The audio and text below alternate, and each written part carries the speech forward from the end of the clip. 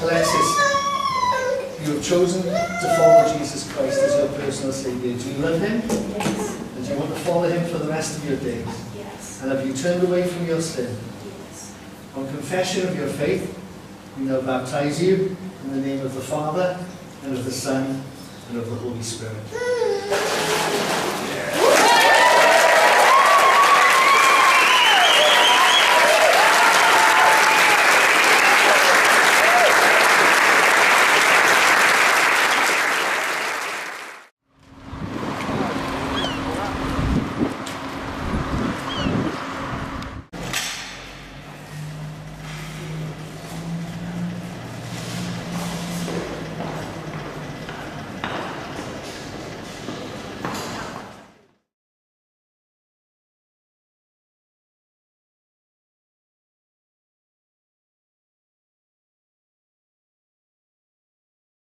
I think firstly, with the decline in church attendance, that's got a lot to do with the way that we record church attendance. So we record people coming at certain times of the year, and lots of people may come into the church for different reasons. However, there is definitely a decline. There's a growth of things such as messy church, which is church for families. It's usually in a different type of place or within the church, but it involves food, it involves play and things like that. And there's youth work going on as well, which we wouldn't recognise as normal Sunday.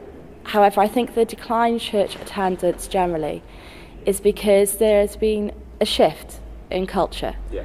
And that shift has meant that people don't necessarily even have the time to come to church because they don't do things that way, or people are nervous about stepping into a church building, or sometimes that people have had a bad reaction to faith in the past, where it's been thrust down their throat and they thought, I don't like that kind of faith. So I think that's one of the reasons.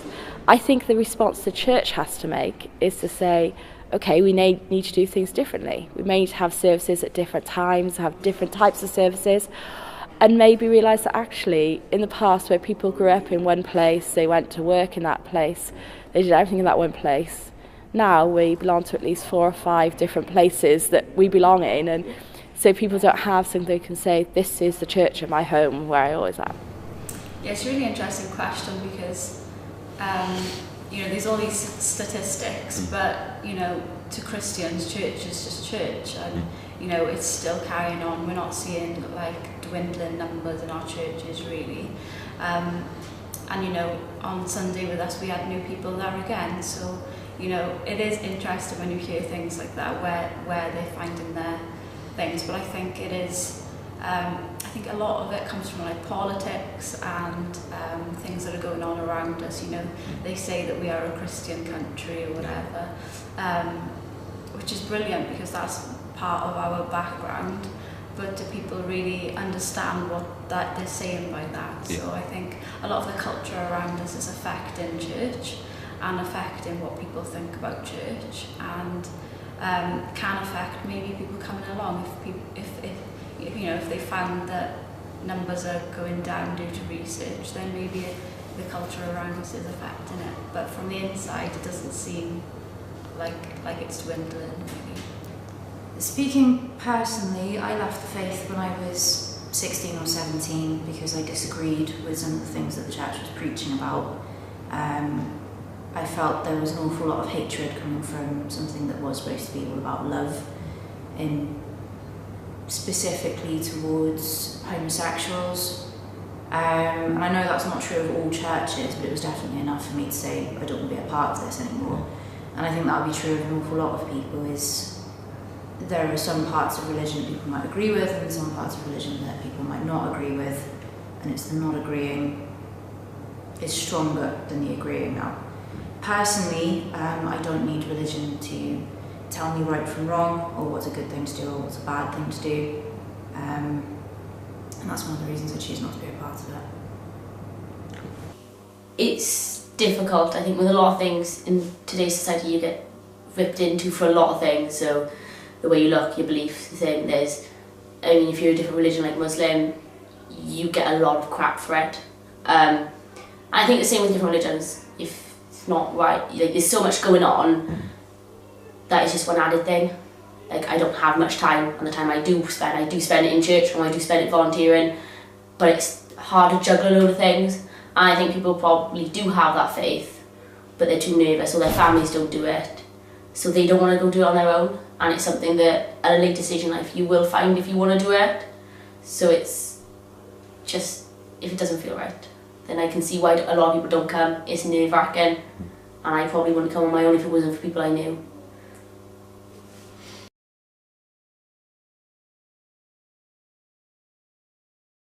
I think people need to decide for themselves. I've been in lots of different situations where someone becomes a Christian and they get baptised straight away, or they get baptised years down the line. So I think it's all personal preference, really.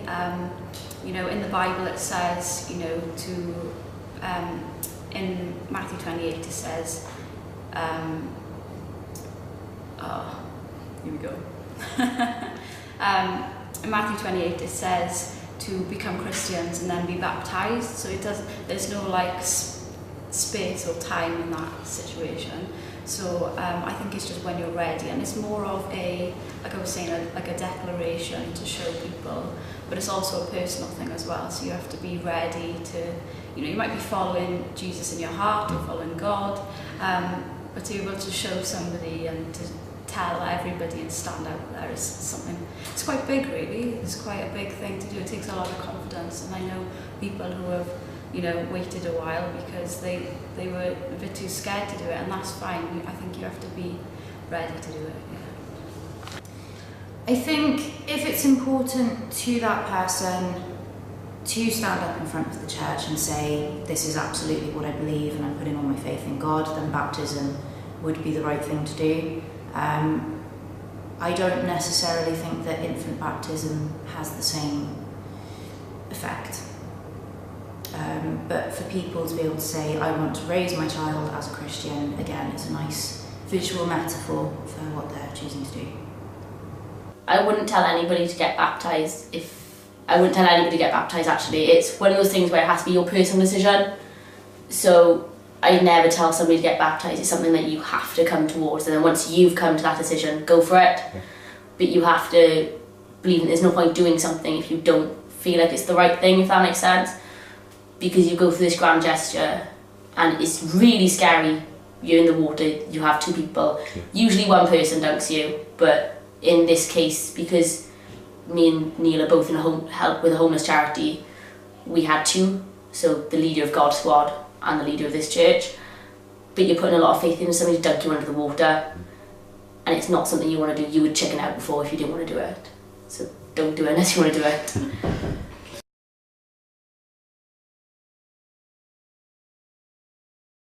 I would say, to explain baptism, it's a symbol of something that happens. It's a commitment. So it's actually within baptism, you are washed with water that's been blessed. And the blessing is to mean that it means something special. And that something is that this marks an occasion when somebody is saying, or in the case of infants, someone's saying on their behalf that actually they want to live their life for God. They want to do things differently. Questions you get asked are, do you believe in God? Do you reject evil? And it's actually about changing your life and making a decision to live a life that is like Jesus is. So that's one of the things in baptism. It's refreshing, that's what you're doing. But also in baptism, it's a chance for the church as a whole, the community of believers, to say, welcome to the gang. You know, come and join our family. And people are given a candle. And the idea is that you light that candle every year on the date of your baptism as a church birthday, which actually, to be honest, with families with children, an infant baptism rather, you just think, oh, great, another excuse for cake. Blow out candles, have a cake, you know, but genuinely on a more serious matter, it is a reminder that this is the day someone made a decision for me that I would pass the church, or this is the day that I made a decision for myself.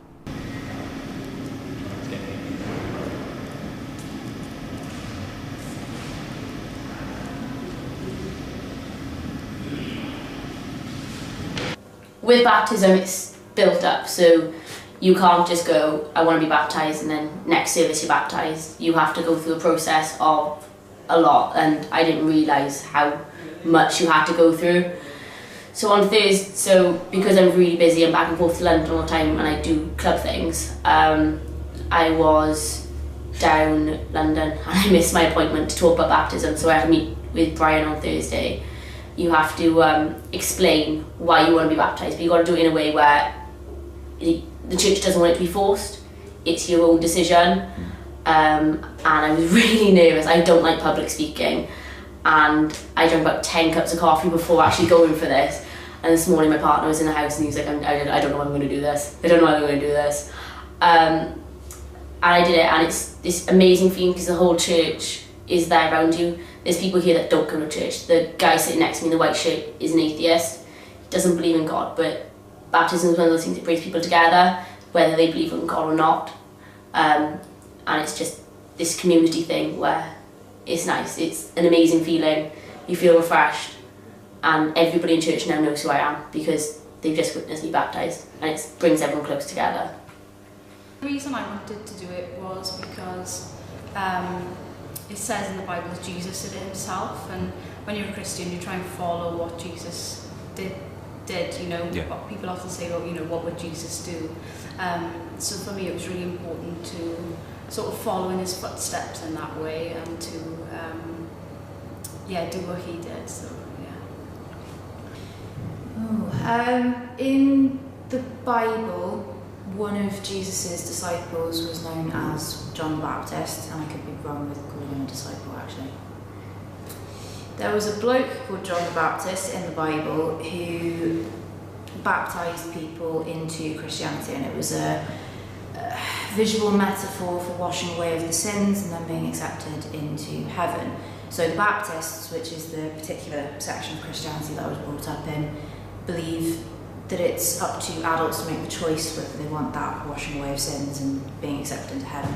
Kind of in the same way that two people getting married stand up in front of everyone they know and proclaim their love for each other, and it's similar to that. It's a proclamation of faith.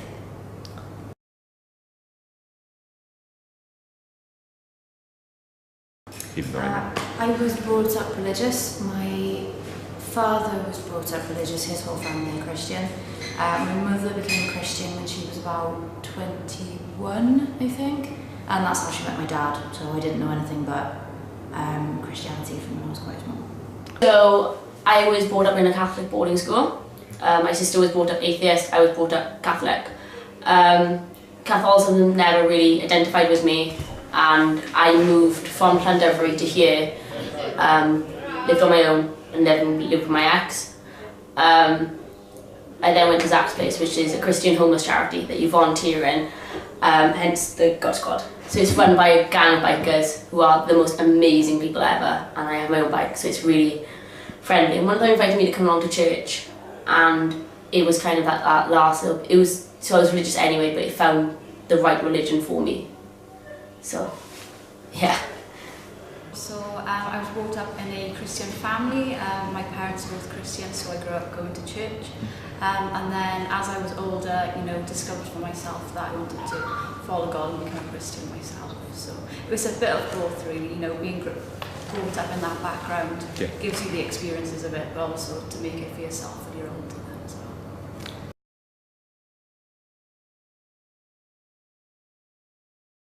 So yeah, I was baptised when I was 13 years old. So in our church we had a group of meetings where they discussed with us what baptism was, what it means to us, why we wanted to do it. And then we got baptised on a meeting. I think there was around 20 of us that day, so it was just quite a big number really. And we just, you know, professed to the church and friends and family why we wanted to be baptised. And then it happened, so yeah, that's a bit about it. I was baptised. I was dedicated when I was a baby, which is where your parents stand up in front of the church with you and say, we'll totally raise her as a Christian and everyone will help us raise her as a Christian. And then when I was 13, I was baptised full submersion as an adult.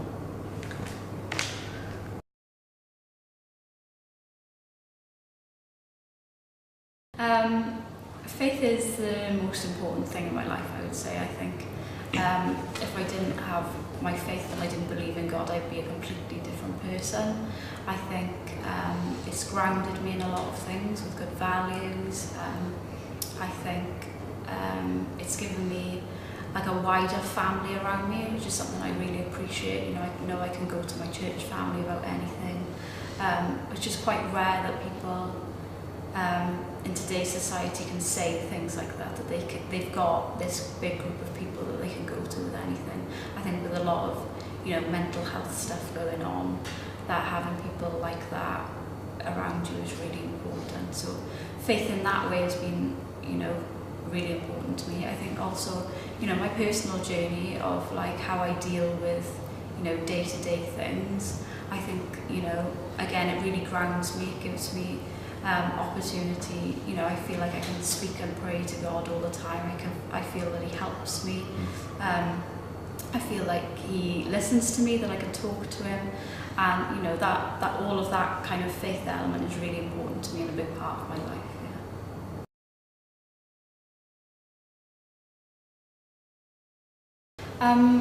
I would say I've always had my faith. There's always doubts because the word is faith. You're believing in something unknown, particularly. So often that can bring about doubts. But the fact that I've got to 22 now and I still say that I have a faith, I think is quite a big thing. That I've remained in that, and so yeah. So is there anything you'd just like to say to people watching about baptism and faith in general and religion? Yeah, I think don't jump to conclusions about what it is maybe, but look into it, research it, have your own opinion about it. I think that's really important, that you don't just follow the crowd and or don't look into things. I think it's really important to each individually look into what you believe, and do you actually know what you believe, and maybe have a look into it and decide for yourselves.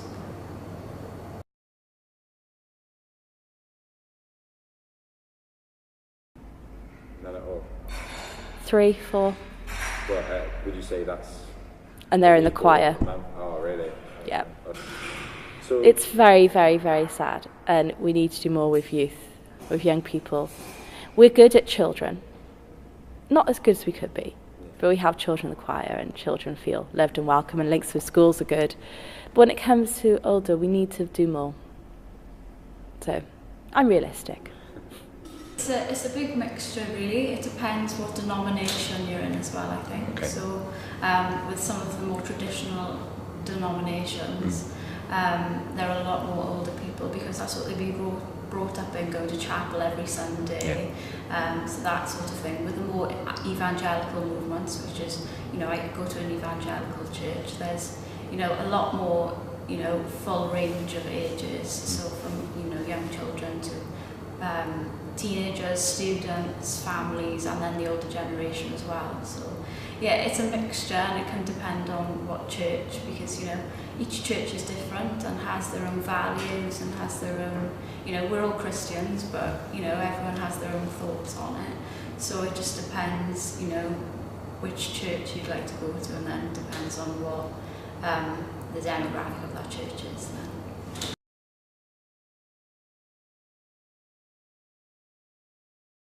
I would say that being baptised is actually a public declaration of your faith, or someone making that declaration for you. I think baptism is really important to Christians. It's a way they can show publicly that they have chosen to follow God. I think it's also important for themselves as like a declaration to people that that's what they want to do, that's who they are, that's who they've chosen to become. So I think that's why it's important. With Christianity, baptism is a sign of, so when you're born, you're christened, if your parents are religious, and that's them bringing you into the church. Baptism is when you make your decision to be in the church. So up until the point of being baptised, you're coming along, you decide that once you made that decision, you're cleansed of everything. So, like me, if you join Christianity at a later stage in childhood, you do a prayer of repentance, and that's like the first step. And then when you get baptised, all the sins are washed away then. It just shows it's that last step in the first step, if that makes sense. So it just shows that you're willing. It's just that big effort to go through with it, I guess.